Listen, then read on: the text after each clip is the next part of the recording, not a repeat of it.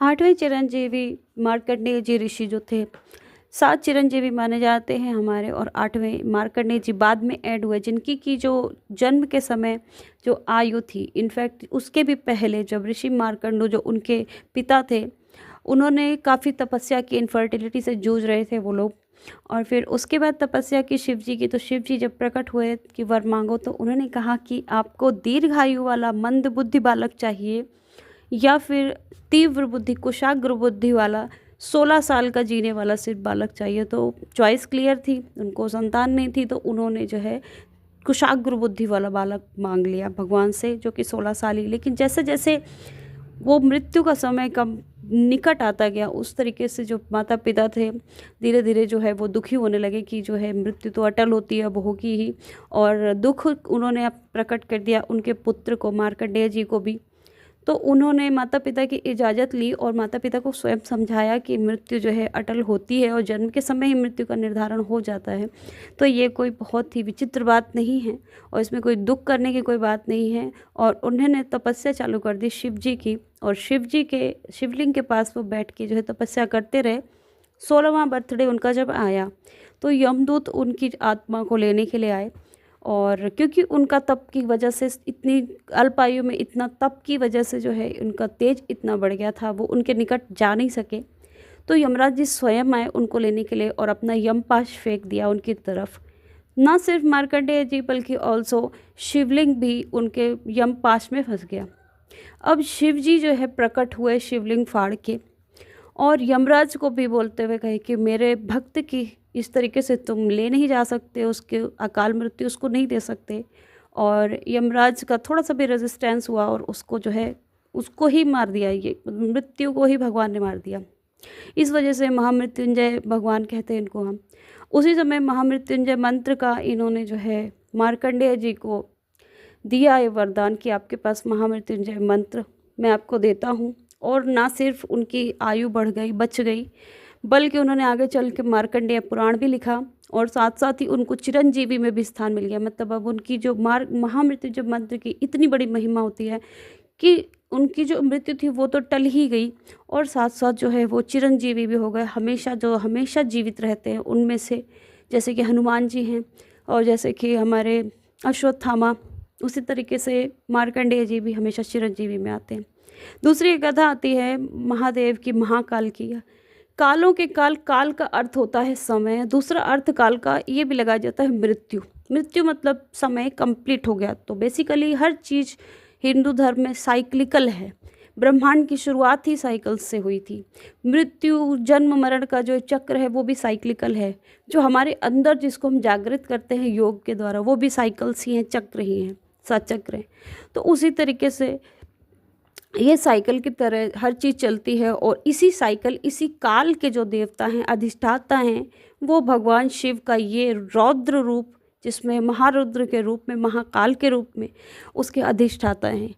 इसीलिए जो हमारे जो महाकालेश्वर उज्जैन में, अगर आपने देखा होगा ज्योतिर्लिंग में भस्म चढ़ाई जाती है, भस्म आरती होती है, और वो जो भस्म होती है वो बेसिकली शमशान की भस्म होती है, मुर्दों की भस्म होती है, और वही ओरिजिनल भस्म है।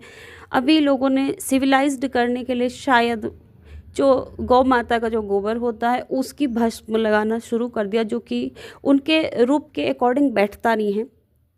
होता है क्या है कि जब पिछली बार, जैसे आप वीडियो में आप जाकर देख सकते हैं, जो कि मैंने आपको थोड़ा बहुत एक्सप्लेन किया था, कि महाकाल का जो स्वरूप है वो ये है कि आप जब तक जीवित हैं, इस संसार में हैं, इस शरीर में हैं, तब तक आप किसी भी देवी देवता को पूजिए, किसी के भी अपने साथ समझिए, किसी का भी भक्त अपने को कह लीजिए।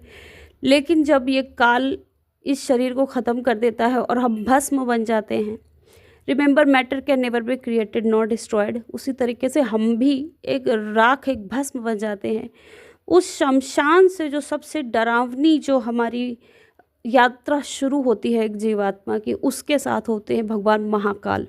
और उसके बाद हम कंफर्टेबली अपनी यात्रा को कंटिन्यू कर सकें, क्योंकि एक साइकिल है ये, बर्थ रीबर्थ का साइकिल है, और ये तभी जाके कंप्लीट होगा जब हम मुक्त होने लायक कुछ काम कर देंगे, मोक्ष को प्राप्त हो जाएंगे। और वो अवस्था सबसे अच्छी अवस्था, सबसे ऊंची अवस्था है वो। एक बात और आती है कि एक बार क्या हुआ था, आपने ज़रूर शायद कहीं देखा या सुना होगा कि जब ऋषि दुर्वासा को गुस्सा आ गई थी एक बार, क्योंकि इंद्र को उन्होंने भगवान की तपस्या के द्वारा मिली हुई जो मनोकामना वाली एक माला होती है, जिसके कि रुद्राक्ष मन के थे और भगवान शिव से ही उनको प्राप्त हुई थी ऋषि दुर्वासा को, उन्होंने जो है इंद्र को दे दी कि आप देवराज इसको रखिए और इससे आप जो है अपना वैभव और सब कुछ पाइए, कुछ भी आप पा सकते हैं। तो क्योंकि इंद्र उस वक्त ऐरावत में बैठे हुए थे अपने हाथी पर, तो उन्होंने जो है वो हाथी को फेंक दी। जैसे दुर्वासा जी पलट के जाने लगे और वही हाथी ने उछाल कर दुर्वासा ऋषि के चरणों की तरफ वो जाके माला गिर गई और उन्होंने पलट लिया। दुर्वासा जी जो है बहुत ही महाप्रतापी और लेकिन गुस्से वाले थे, थोड़े तेज थे, वो पलट के आए और उन्होंने देवराज जी को श्राप दे दिया, तुम इस तरह हमारे शिव, हमारे आराध्य की माला को, वरदान को आपने इस तरीके से अपमानित किया है, तो जाओ तुम्हारी श्री छीण हो जाए, देवताओं से श्री छीन जाए। श्री यानी कि लक्ष्मी जी। उसी वक्त उनका इतने महाप्रतापी, इतने ज़्यादा महर्षि थे, दुर्वासा ऋषि थे, जिनसे मतलब बहुत ज़्यादा जनरेशन्स तक वो जीते आए थे, और इस वजह से श्राप मिलते ही वैकुंठ से लक्ष्मी जी गायब होकर समुद्र में समा गई। सबके जो हीरे जवाहरात, जो भी धन संपदा वैभव, वो सारा कुछ उनसे छिन गया इस श्राप की वजह से। दुर्वासा जी खुद बहुत ही दुखी हुए अंदर से, लेकिन अब श्राप तो श्राप, कुछ किया नहीं जा सकता उसका। अब विष्णु जी के पास से लक्ष्मी जी भी चली गई और लक्ष्मी जी समुद्र में सब कुछ मिल गया जाके, जितना भी धन वैभव था। और श्री का मतलब ये भी होता है विजय। तो हुआ क्या कि राक्षसों ने उत्पात मचाना चालू कर दिया, जैसा कि उनकी जो प्रकृति है उस तरीके से।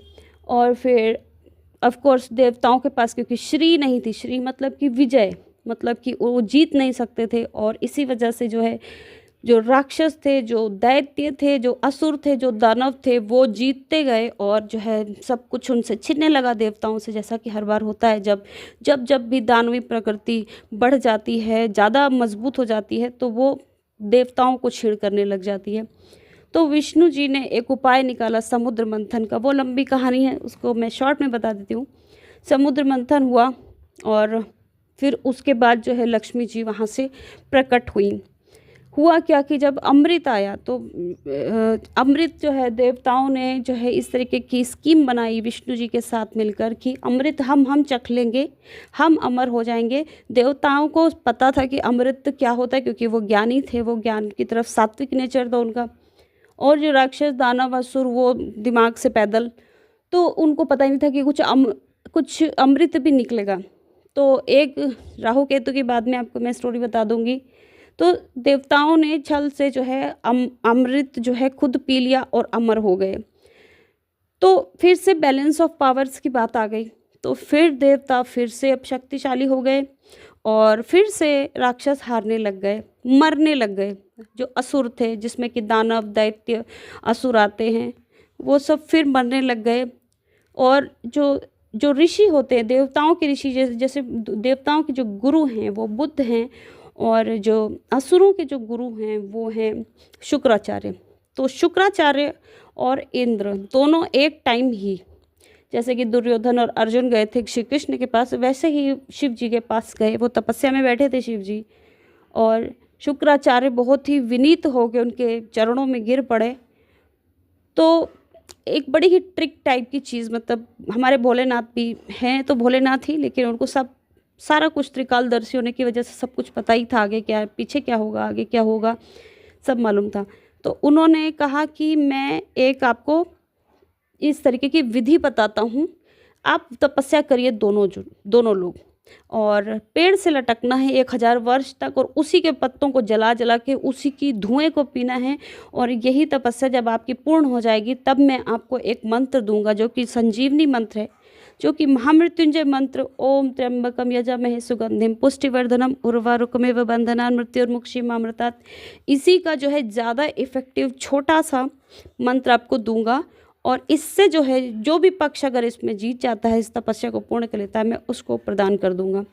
अब एक गुरु मंत्र की तरह होता है कि मतलब आप जो है किसी को गुरु मान लें और वो आपको एक मंत्र दे दे, फिर आपको वो सिद्ध होने में ईजी हो जाता है। तो शुक्राचार्य जी पेड़ से उल्टा लटके और वो बात और है कि इंद्र की जो बेटी आई थी फिर उनका विवाह उनसे हो गया था। उन्होंने छल से उनको भंग करने की कोशिश की, भंग करने में सफल हो भी गई, बाद में उनका उनसे ही विवाह हो गया, लेकिन तपस्या उनकी पूर्ण मानी गई क्योंकि ये जो है उनके साथ छल किया गया था, देवताओं ने छल किया था कि इनकी तपस्या पूर्ण हो पाए। और संजीवनी मंत्र मिलते ही फिर बैलेंस ऑफ पावर की बात हुई, असुर वर्सेस दैत्य वर्सेस देव, और फिर से असुर हावी होने लग गए। क्यों? क्योंकि जो भगवान ने जो संजीवनी मंत्र दिया था उसका प्रयोग करके शुक्राचार्य ने जैसे ही दैत्य मरते गिरते थे और जैसे ही उनको कोई चोट लगती थी, घायल होते थे, उनको तुरंत ही उपचार करके फिर वापस से खड़ा कर देते थे। देवताओं के लिए अब अमृत होने के बावजूद देवताओं के लिए जीतना फिर से मुश्किल होने लग गया। महामृत्युंजय मंत्र की, आप जिसको संजीवनी मंत्र पहले समय में कहा जाता था, ज़्यादा इफ़ेक्टिव था। महामृत्युंजय मंत्र की अपनी महिमा है। उसका अर्थ शाब्दिक ये होता है कि हे 3 आँखों वाले देवता, हे भगवान महाकाल, हम आपसे मृत्यु पर विजय पाने के लिए, अमृत पाने के लिए आपसे प्रार्थना करते हैं। या फिर मैं जो शाब्दिक अर्थ निकालती हूँ कि जिस तरीके से ककड़ी या फिर खरबूजा अपने डंठल से, स्टेम से पक के गिर जाता है, इजीली हो जाता है, वो नेचुरली हो जाता है, उस तरीके की मृत्यु हमें प्रदान करें या उस तरीके से हमें मुक्त करें इस भय से, इस मृत्यु से, इस जीवन से, जिस तरीके की एक पकी हुई ककड़ी या खरबूजा मुक्त हो जाता है। तो हमारे जो त्र्यंबकम जो देवता हैं ये भगवान, इनका काल और साथ साथ ही समय पर और मृत्यु पर दोनों पर ही इनका पूरा वो रहता है, कंट्रोल रहता है, ये इनके अधिष्ठाता हैं। तो ये कहानी है सिंपल सी महाकालेश्वर भगवान की, महाकाल देवता की, जिसको हम पूछते हैं, रुद्र में आते हैं ये। और अगले बार नेक्स्ट वीडियो में आपको बताऊंगी मैं कि ये एक मुंडमाला भी पहनते हैं, उनकी कहानी में मैं बताऊंगी। और बहुत ही अच्छी कहानी है, माता सती से रिलेटेड है और वो भी बहुत जानने योग्य है। ईश्वर का रूप शायद ईश्वर को पाने के बाद ही समझ में थोड़ा बहुत आएगा, तब तक तो हमें कुछ ऐसे ही समझना पड़ेगा। ओके, लाइक शेयर सब्सक्राइब कर दो। आगे पीछे के जितने वीडियोज़ हैं उनको प्लीज़ चेकआउट कर लिया करिए। Bye bye and take care. हर हर महादेव।